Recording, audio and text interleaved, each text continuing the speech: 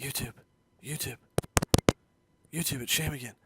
What's up, guys? ShamRocked here again, bringing you another gameplay of mine. This was from scrims we had earlier in the week because we knew we were going to need a sub for the tournaments on Friday and Saturday. So we picked up Murky Waters for a scrim. This is with me, Aphex, and Ayers. This is a hardpoint game against Team ES with Griffey, Freak, Skies, and Biggs. I ended up playing pretty well in this game. I'll kind of show you guys at the end how I finished, but I really wanted to kind of go over this guy with you guys in Codcaster, kind of show you guys why the game played out, why it did, why I made the plays I did, and we want to kind of go over that with you just so you guys can kind of get an idea of what's going on in my head while I play. So we're just going to jump right into it and go from there. So jumping right off the bat from this spawn, I love going on ramp side, going up behind red. I get up here, I throw trophies as quick as I can just so that I can see what's going on. I like to help my OBJs out here. But this is the big key to this hill, is that what you have to do, you guys see, we have 4 in hill right now. So what we have to do is we have to push through. That's the way I like to play it because it's a gamble, but if it works out great. Because if we can push through and get laundry control, they're going to spawn all the way back in poolside, which means they have to funnel into us. If we can get set up correctly from here, it works out great. We have a little fight right here with the initial breakouts and everything.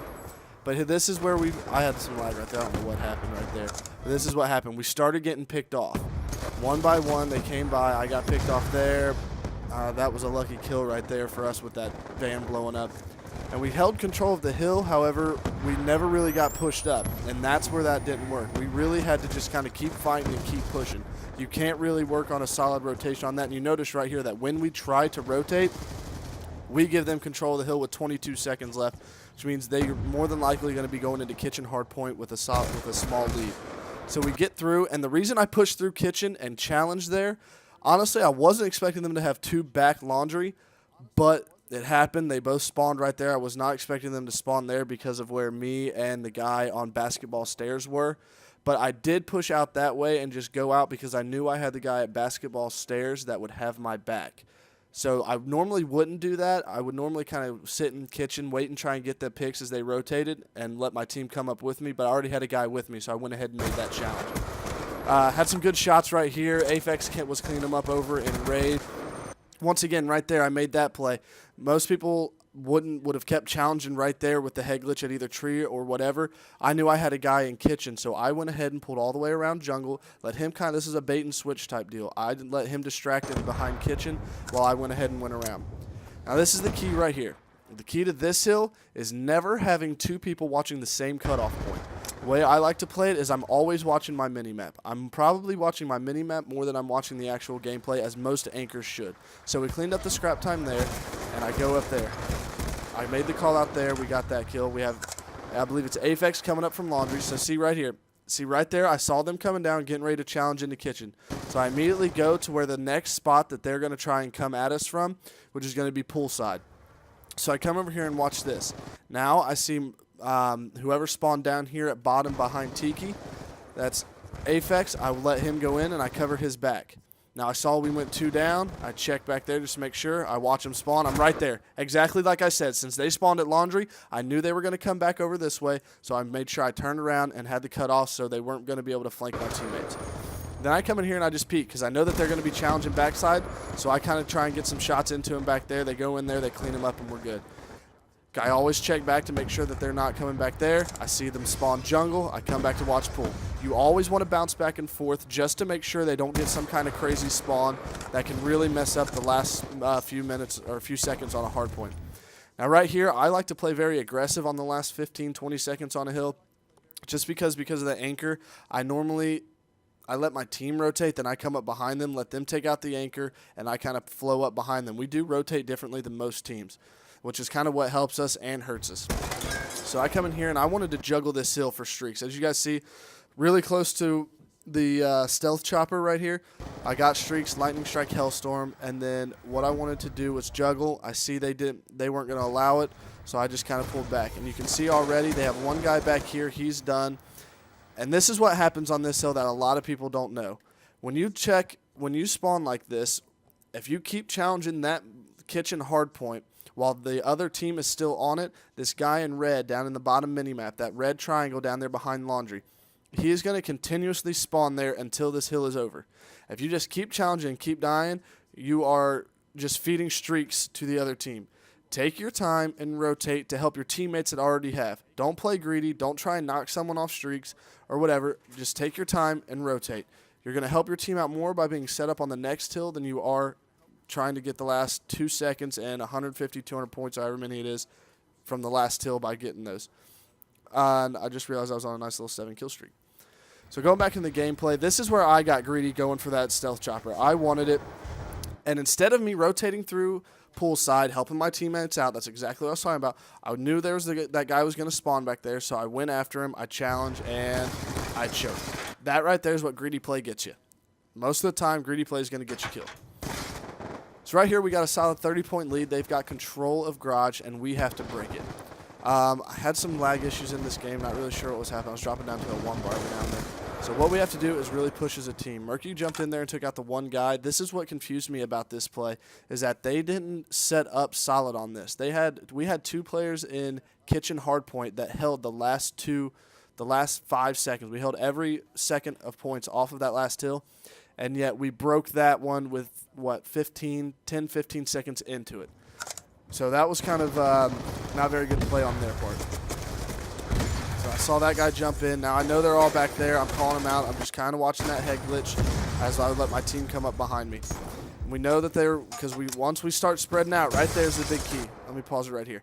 There's the key. You can see we've got me watching weights, and we started pushing out to pool. You want poolside control because poolside control gives you 2 ways of entry. You can go all the way around to AC, or you can cut through to mid to get in. Spawning the other way, they either have to go all the way around to Zig to find another way in, or they're just going to keep funneling through weights. If you're funneling through weights, that's not good. You do never want to be like that. Take the time, get around, find a way to break into that hill. So I set up here with the EM trophies around me. Since I'm, like I said, I like to play aggressive. I'll play the hill pretty often as an anchor. Choke some shots there. That's all on me right there. So right here we got 15 seconds left. I said rotate. We had a good time off of that one. Called that guy out. Thought I was going to get him. But this is the other issue. Cannot die on rotation under 15 seconds. Do not die on rotation. Find a head glitch, pick a spot close to it, get where you need to be, and stay alive, because it just wasted whatever time I spent trying to get up there. It's completely wasted now because I died and spawned all the way back to the previous hill. Rotations are key and hardpoint on making sure your team can be successful. So what we do is we rotate whatever side we're pushing. We're calling out focus the opposite side. So right here, focus top, I'm in Tiki, or I have your bottom. Excuse me. So I'm sitting here, I'm just kind of waiting for them to come through. I know they have to push one way. We're just kind of waiting to see what attack they're going to send. They're still coming from bottom. No one has really pushed from top for their team, and we're just outslaying them right now. I mean, I'm at 13-5, Aphex 5-9, 17-8, 11-9, and they don't even have anyone that's broken 10 kills yet. So we're doing really well in the slaying category. Right there, I got outplayed, got juked right there, but we're spawning top. So once again, focus bottom, focus bottom, focus bottom. Watch all the cutoffs as you come through. Let's make sure we can get a good time off this. He got picked, but see right there, spawns right there. That's what anchor spots are so key. He got taken out of the game, and because of where the anchor is, he spawns right back ready into it. If you don't have spawns, hardpoint is so hard unless you're just absolutely outslaying him. But then again, if you're outslaying, you're probably out anchoring. I still have all the streaks I gained early in the game. I like saving streaks for when you need it. You never know when teams are going to kind of break into it. This hill right here, if you can get set up on it, you can get decent time on it. So I like calling him in there. I kind of choked him right there. And this one's also really easy to read as an anchor. Check to see where your team's spawning. It's always going to be the opposite. There's 4 entries into this hard point. You've got pillars, open stairs, zigzag, and kitchen. So right now I got a guy coming at me from pillars, so I know they're coming open stairs. But I also see that they got a guy. We have a teammate around Tiki. So I need to know that the other spot they're going to be coming is zigzag. So as it plays through, I start watching there just to make sure teammates go in there. There's the guy at zig that I knew would be coming. And we've got the guy at open stairs. Just like I said, we're spawning kitchen area. That guy was my fault. I should have checked there because a lot of times I'll rotate there from zig. That was my fault on checking that spot late. And that one really hurt us. As an anchor, you always want to sit on here. Always want your team spawning as close to the next hill as you can. You always have to be thinking a hill or half a hill away. Think 30 seconds ahead of where you're actually at in the game. Get set up, Get ready for where you need to be in 30 seconds, or where your teammates need to be in 30 seconds. It's probably the best way to explain it. So right now we got almost a 100-point lead on them, and we kind of pulled off that one. Since you have a big lead in hardpoint, it's easy to be able to go through and pull off hills early and get a solid setup on the next one. That's what early leads really help you out with. So if you can always set up and get an early lead, it helps you out so much. And I just got destroyed right there. I can't even explain that. Legitimate turn on, and that one frustrated me. But this is where we're at again. So once again, we all spawned out. My bad play caused the whole team to spawn out. Now we're trying to break it. So now we're having to use streaks and grenades and all this stuff. We have to break this setup. But we know, based on where we're spawning, they're still sitting top laundry. As this game's been out long enough, everyone knows where the anchor spots are in the game. So we know where they're at. Close quarters, this is why I have the B-23 on my class. Close quarter combat, I break out the B-23. It's going to be better for me than the M8. Didn't see the guy sitting in the corner. Another not checking corners. That's another key. It's a hide and seek game, is all anchoring is. Find out where their anchor is, kill him. If not, he's finding you and killing you. 25 seconds left. I wanted to streak that guy off the hill, make sure we didn't really have any issues over there, so I thought it'd be a good idea to kill Murky. But I also got 3 kills right there, which gave us another solid 20 points, and it gave us almost a solid 100-point lead. I'm still focusing back laundry. I see my teammates have mid, so I know they haven't really pushed through there. And this is where it starts getting fishy. So they're going ahead and rotating. I'm going to keep eyes on this, see if I can get another pit kill, because I know they're going to challenge me. See, just as I said, they're going to try and get those kills. They're going to try and push through laundry, so I've sat back, waited it out. That's another big key for anchoring, is being more patient than the other team. If you can be more patient, you're going to be doing pretty well. Once again, we don't like having 2 people watching the same cutoffs. I was trying to figure out where everyone was at, and boom. Like I said, don't watch the same spot, because if they're not killing somebody or if they're not dead, they're not there, which means they're at another cutoff. Keep an eye on your opposite cutoffs. I saw Aphex spawn there, and that's where that guy was. So they tried flanking around through basketball stairs because they knew I was watching that.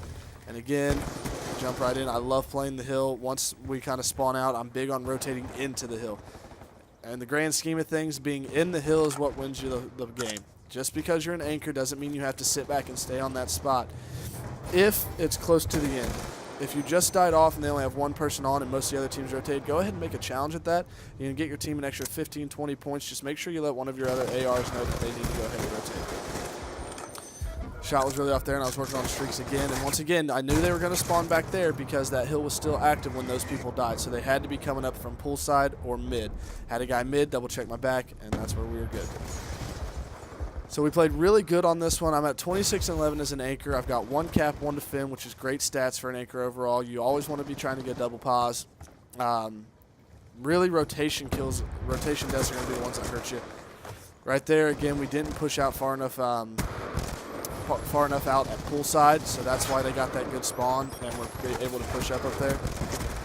Don't know how neither one of us died there. That one was weird at best. So they really started making a solid push on those last ones. Once again, we've got that big lead. I told Aphex to pull off. Let's not give them any weird spawns, give them something lucky. So we went ahead and pulled off and tried to get a setup on this one. I see where Aphex spawned, so I got to double check. I know I've got a guy in hill watching his bottom. I just got to make sure no one gets through kitchen to flank. I got someone watching my laundry. They just ended that last hill, so more than likely there's a 99% chance they're going to be trying to push up pool. I know I've got people trying to watch the pool side from there, and this is where I think I made some pretty good plays. Flanks can be used great in hardpoint. Wherever they don't think you're at can be phenomenal. So they think we're going to be coming from top because they're coming from bottom. So I keep trying to get these cutoffs on them, which allows the team to stay on there a little bit longer. So you can see we get a good victory here, 250 to 139. Let me pull up the scoreboard real quick. I went 31-14. Ayers with a 32-22. Aphex 21-23. Murky with a solid even 24-24. But the big thing is that there weren't a lot of captures, but there were a good number of defends. Ayers captured the hill and he held it. 3 times he got on the hill first and he held it. 9 defends. Aphex and Murky, they're kind of the cleanup. Ayers likes to stay on it. Aphex and Murky, come in and get that scrap time, so it's kind of bouncing in and out a lot more.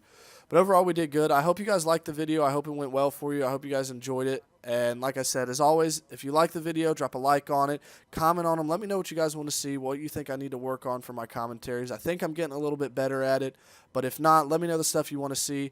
Also, if you really liked it, please drop a subscribe. I'm working on trying to kind of build my channel up, take it to the next level. Working on getting the graphics, guys. I know that's kind of something that needs to come up really fast. But make sure you drop a subscribe on that. Kind of helps me out. And as always,